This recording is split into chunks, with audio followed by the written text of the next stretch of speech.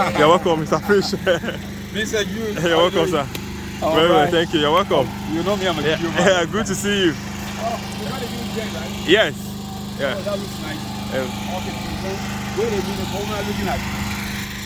It's changed. You folks remember that there's a video of this farm. There's a video of this farm. Let me leave you alone. Now, there's a video of this farm.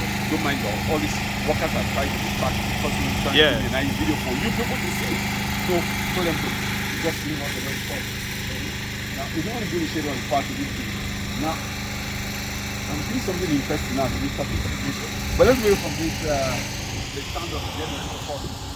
Now, you remember the video we showed the last time? We had one on the right. There were two of them. Right? Two of them. That was constructed some years back, almost 10 years ago or so. And then we were contracted to go ahead and get it back to shape. Almost all points are leaking. And your normal pumping in those days, you know, nice construction by expertise, you know, but then because they had to abandon it for 1, 2, 3, 4 reasons like that, which I have itemized on the video. Just check the what's it called, the details section on this clip. Now,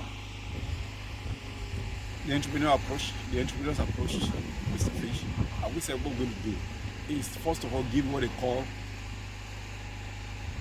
a bill of quantities, or a technical feasibility report rather, involving the bill of quantities, working drawings, and then some backup management materials that we needed to operate the system. So I came on a site visit, and that's the video I said you should watch one more time to refresh yourself. That was almost a year ago. Now they are ready. They are ready, and they now said, "Let's go ahead and get this thing going." And that's what we see here now. By the way, they said, "Look, funds are not that forthcoming. I won't use the word scarce.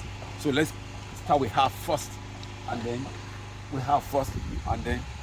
face the other half later." And I think that's wise enough, so they can get to do everything necessary, the infrastructure upgrade, the feed mill, you know, that kind of thing, and then whatever it is, maybe smoking machine and that stuff, to make the system running first. Then they can now plow back profits. I don't know, some other big money can come their way, and then you just go face second one. So let's see what we have in here. Oh, this is interesting. It's looking like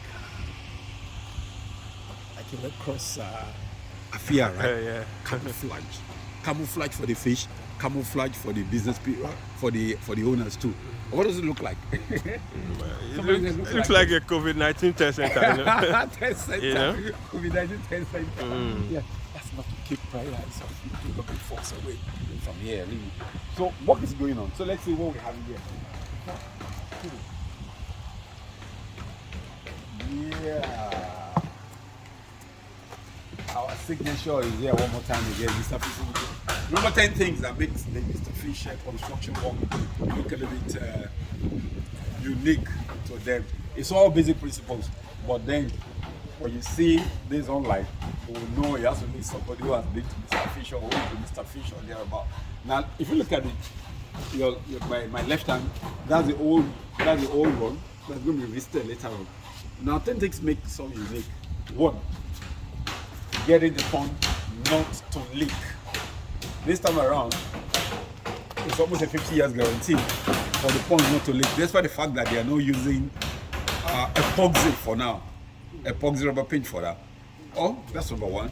Number two, the roofing. Give away. Now, some use aluminium, some use asbestos, some use Cameroon zinc or thereabout. Now, I'm sure we will rumble on asbestos thereabout, but that's a debate for later. Now, that's number two. Then number three, the shading to prevent birds and prairie eyes of intruders, and create camouflage for the fish. Create an environment as dark as possible. Number three.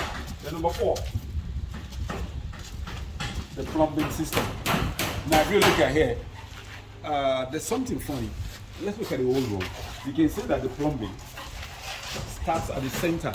That means anytime you want to go in to put in water, you're going to have your towering figure and your shadow all across the fish. They dock, and that affects productivity immensely because they don't trust you, because they know when they see a human come close unnecessarily, towering above, that's murder on the way, betrayal leading to murder, because you're going to capture, sell them off to end up in somebody's tummy.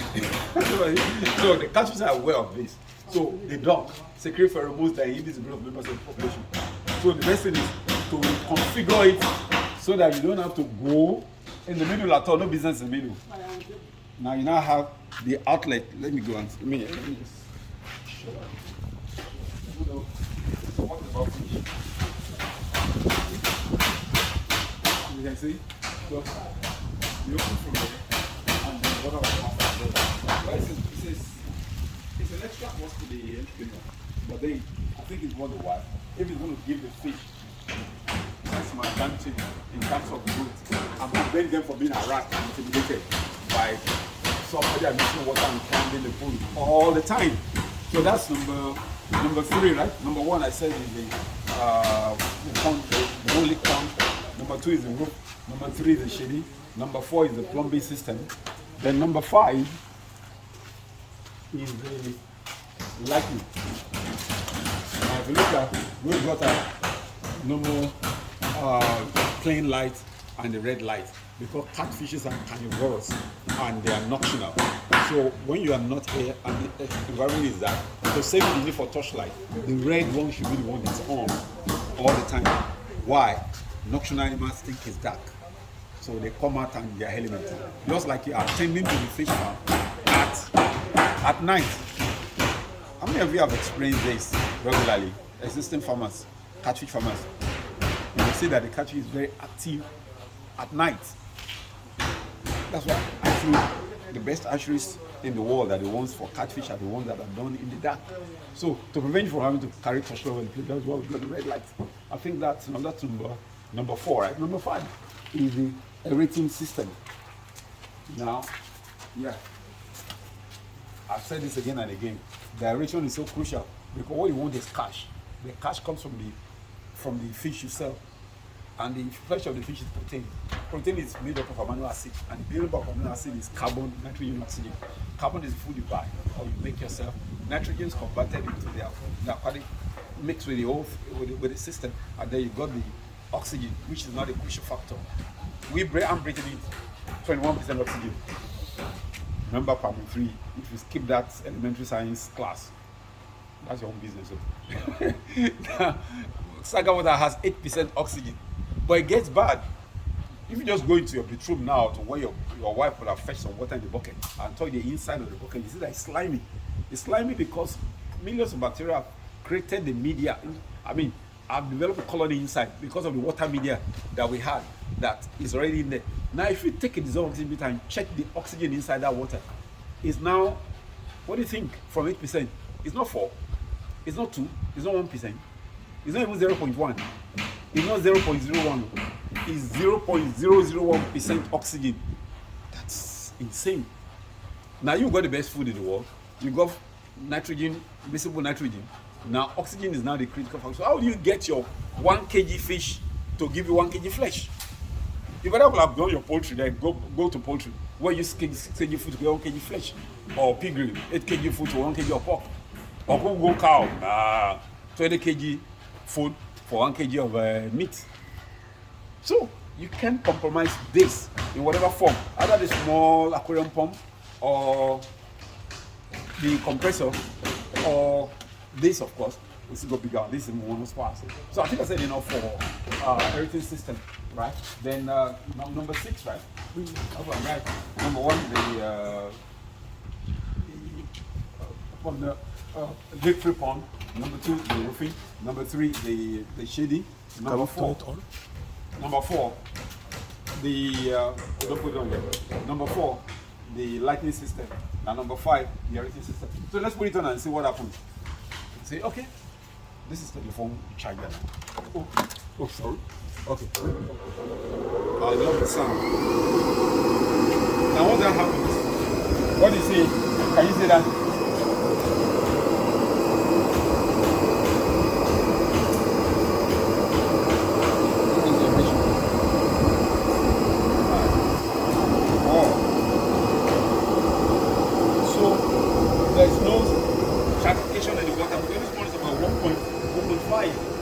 We didn't build this in the original, but we're upgrading it. So you can see that water upwells, and then you have oxygen around the whole place. Now you won't get 100% oxygen, of course. You'll get probably 7% all in all, which is good to make the fish convert your food back to flesh. So let's look at number 6 now, right? Okay. Water. Now the white tanks are there already. But then when they dug the bore, I think 2 new bores were dug. I remember, I think I should show you something about boreholes. Your borehole should be deep enough, please.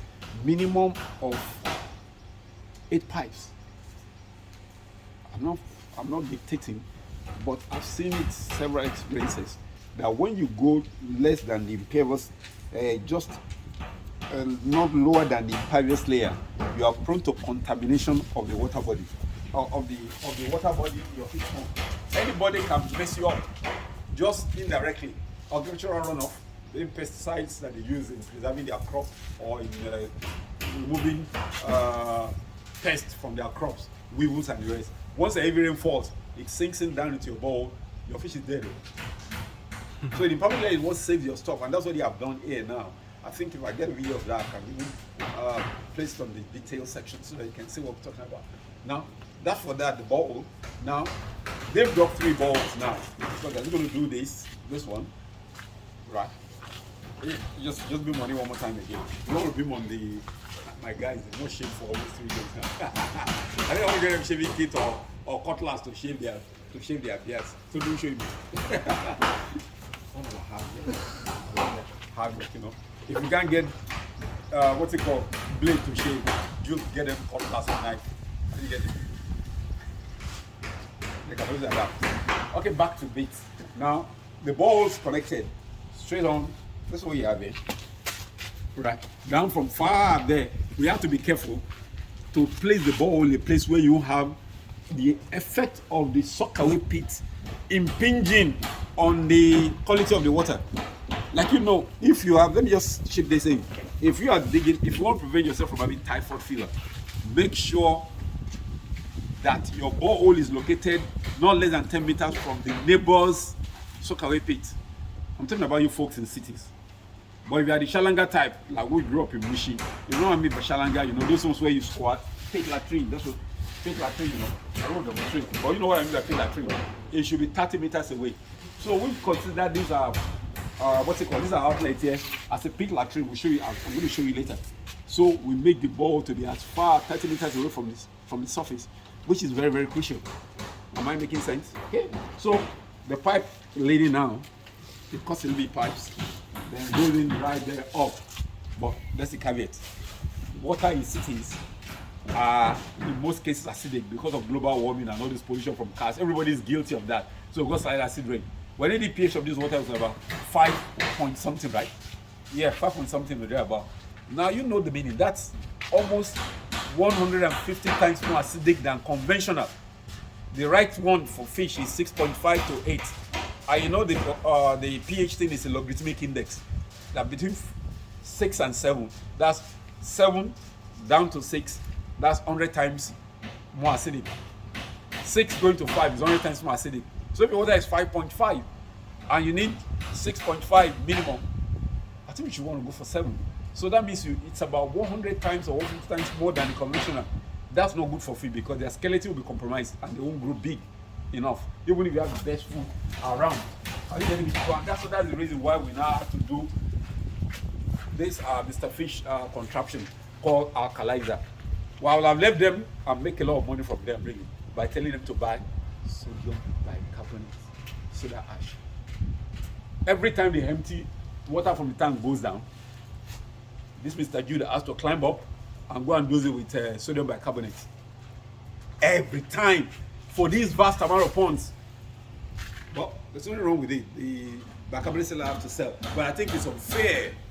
So that's why we came up with a natural system, right, of getting it done, like it's done in nature, where you have the clinoptilolite inside the bags there that will now bring down the pH together with some prefiltrated seashell. They will now go into the alkalizer. Let's see the alkalizer. What do you do?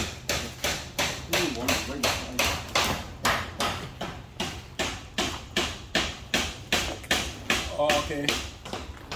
We've got to, you see, everything needs innovation. So we've got to innovate here very quickly by building a base for it.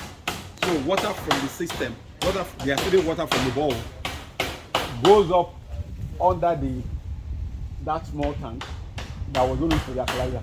So we have an empty space in between from the first line, and then the media is now set line 2, line 3, line 3.5, right? As the water passes through it, the media substitutes itself for the acidity, and then it now goes into the overhead tanks. I think they have everything now. 3? I mean, 4. 4. Yeah. Oh, fantastic. They got 4. Looking fair enough for now. Looking fair enough for now, but they still need more later. If we're going to the second tank, we're going to help them with management of systems. We made the system here. If I have my well, I said 10,000 liters, 4. But for now, let them manage what they have for now. So, thank God water will come out now, pH 6.5 to 8, depending on the season. Depending on the season, which is still okay for fish. Now, we still have to put one of our contraptions. So our alkalizer is number 7 now, right? If I'm okay, if I'm going to get the figures right now, I'm talking a lot, so I might not remember the numbers per se now. I'm not a mathematician. Now, I think it's number 7, if I'm right. Now, what do we call this?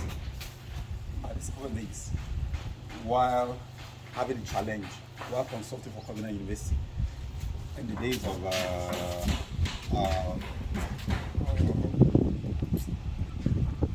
this post-tenure, Saturday, when we launched this Electromagnetic studies program. Now the water was killing the fish. I found out it was due to electromagnetic radiation. Right. So what I did was to go for one of the world's best conferences. Please, sorry to cut you. Please say that again. What did you call it again? Okay. Now we call. Let me fix it again. I went ahead to find out how do we resolve this electromagnetic problem that is impinging on the water and making the fries to die. Okay. So I had to go for the world conference, one of the best. They call it Aquarema. That was 2007 in Singapore, and that's what I found out that some of the farmers use this. Wow. This impinges. Let me just summarize this way because it's a long story on its own. What it does in summary is to change the water from H2O back to its original state, H74037, which is cytoplasm of our healthy tissue. So every animal benefits from the usage of the material in air to adjust the water back to its natural form. Some call it energized water. But the same water your grandmom was drinking, your great grandma was drinking from the underground cave in those days. When you have access to this water, your immune system is boosted 147%. Your energy is peak, and then you're immune from all kinds of ailments and hope. You don't get tired easily now. In fact, I have this in my place too, because every animal needs this, and I'm the chief animal in my compound. I'm not a plant, so definitely I'm enjoying this. My family's enjoying it, and my fishes are enjoying it too. I think everybody who comes across me at Fish Experience enjoys this too. So we installed this, about 2 for the farm, right? Maybe 1 for this and 1 for that. But for now, all the guys are going to be enjoying this for now. The fish first, followed by the Homo sapiens, right? Clarias lazera first, or Clarias garipinis. Then followed by what's it called? Homo sapiens. Homo sapiens, right? Then you cannot involve their dogs or whatever it is. Yeah, and then by the time Mosa sapientis, or what do you call bananas and plantain, they will enjoy it too because it makes them grow by 30% faster. It enhances agricultural produce by 30%. And by the way, you won't hear any smell. You know, I mean, it suppresses the smell in poultry, in piggeries, and all that stuff. It enhances reproductive potential. That's it for now, like I said. So this is called the LED device, longitudinal electromagnetic device, because we all use transverse electromagnetic signal. Once my phone rings now, beam, it's transverse electromagnetic signal, which I have to answer for. And we all know that something is doing to us that we don't have an answer to. But once you're sure that you have this going to your body, you notify the frequency of anything contrary to your immune system for now. So this is for the fish. So direct your questions on the fish in. Right? As I'm touching it, I'm getting energized. So next thing, now we talked about the bowl, we talked about the alkalizer, we talked about this stuff. Now let's talk about the water supply system now. I think that's number 9.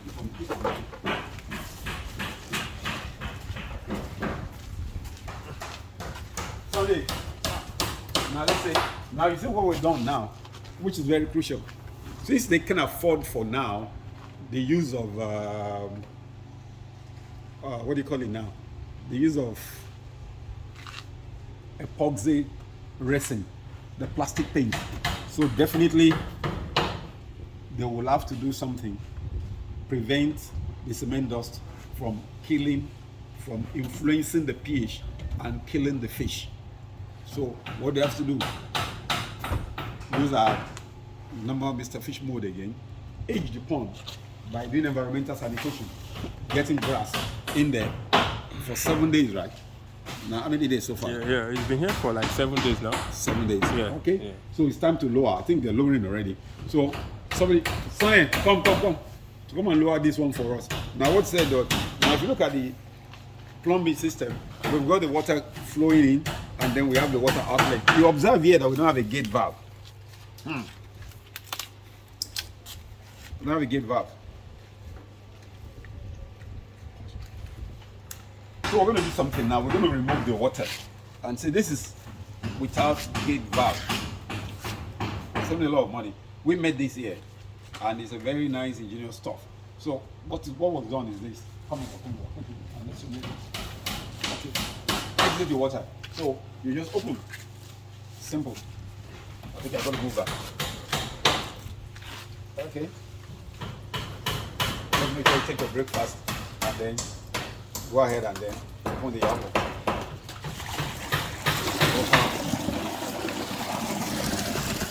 Whoa. And what makes it possible is because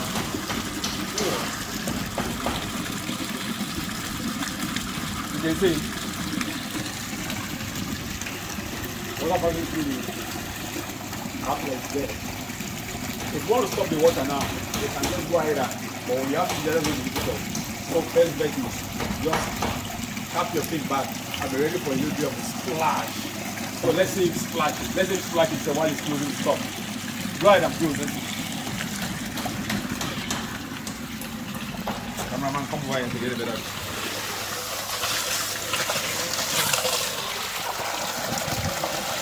The water will go down. Yeah, come again. I said the water will have to go down before they close. Oh, before you can close. Okay, yeah. Don't make it, Because of the pressure. because of the pressure. Yeah. Okay, I get that. Okay, I think that's enough. So let's see where the water is flowing to. Let's see where the water is flowing to. Right in here.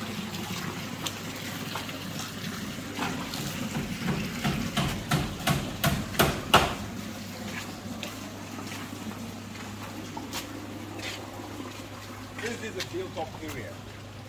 Look at it. Built-up area. There's no way for water to exit. So the soakaway pit has been built to take the water. Look at this side. So the water sinks down through the hole and even evaporates. And of course, a Yamaha YT30 can be okay to take the water out. After all, the water is liquid manure for a plantation area. Okra, right? Banana, plantain, isn't it? Before the other parts of the system, as it is on the bill of the working drawing, is taken care of. I think this is enough for part 1 of this video. I'll tell you about what's going to make the farm to run appropriately in part 2. MrFish.